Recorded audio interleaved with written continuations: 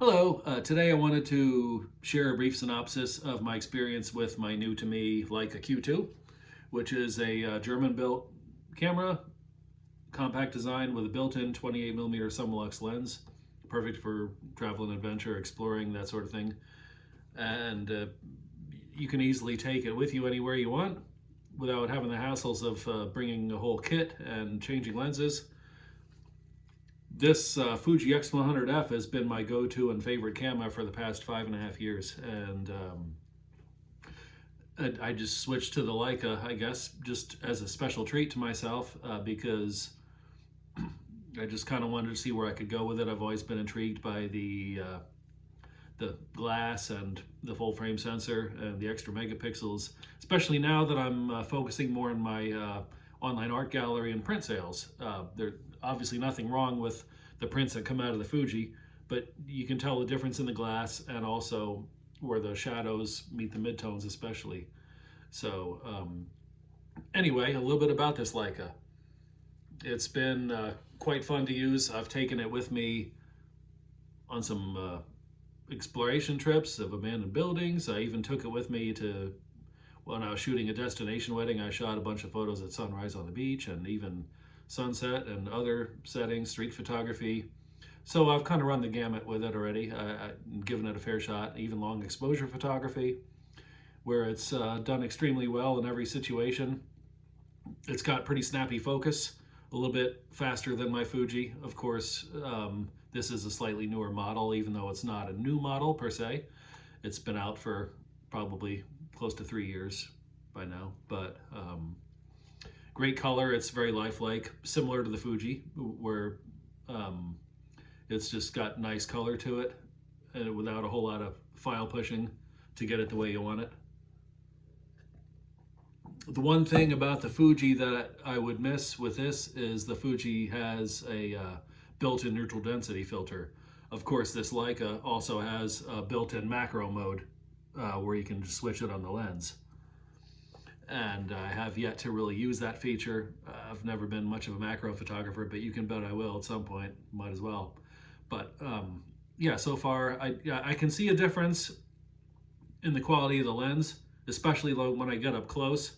That's one area that the X100V improved on with its new redesigned lens, and I've used it a time or two. I can definitely see a difference with that too compared to the F. I don't know that it has quite the same character. I would honestly miss the D-pad if I switched to the V, but the Leica obviously doesn't have that either. So I just gave this a try because I've had my eye on one for quite some time and I treated myself.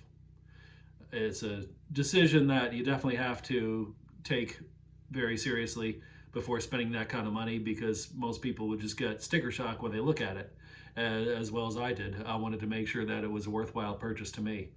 Now, the big question being, is it $4,000 better than the Fuji? No, definitely not.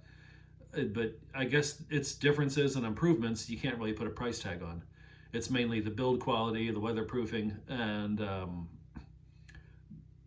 I don't really care about the whole Leica brand, but it is a different experience using it and the glass. To me, you know, just those differences in the sensor, it makes it worth it to me.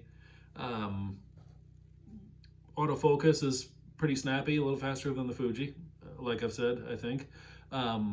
It probably cannot rival that of the Sony in the mirrorless line.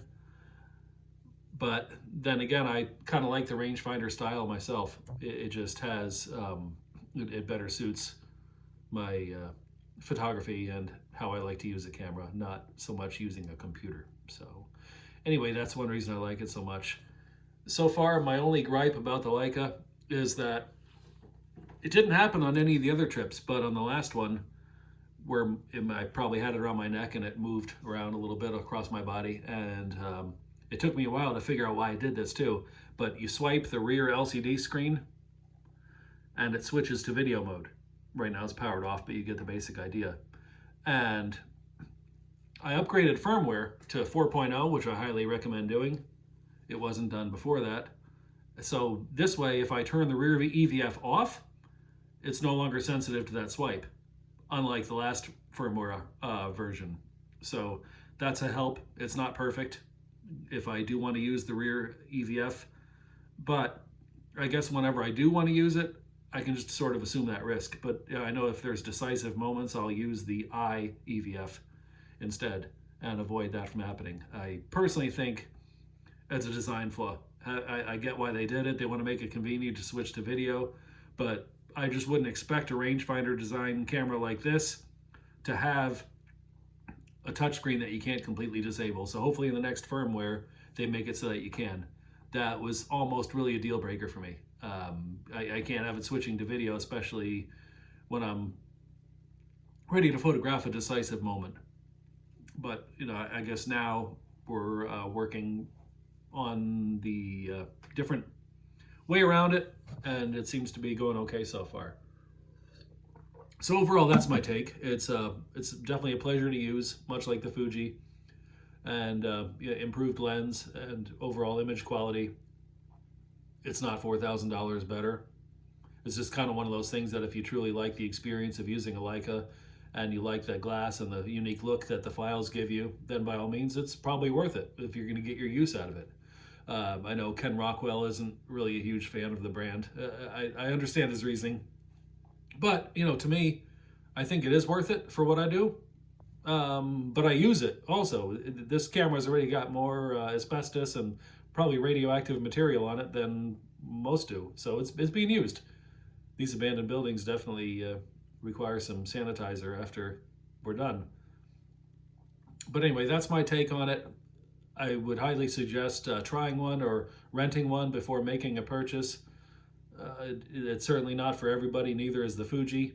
But if you like the Fuji, I'm going to say that you'll love the Leica. Whether or not it's enough to justify the purchase for you, that's a very personal taste.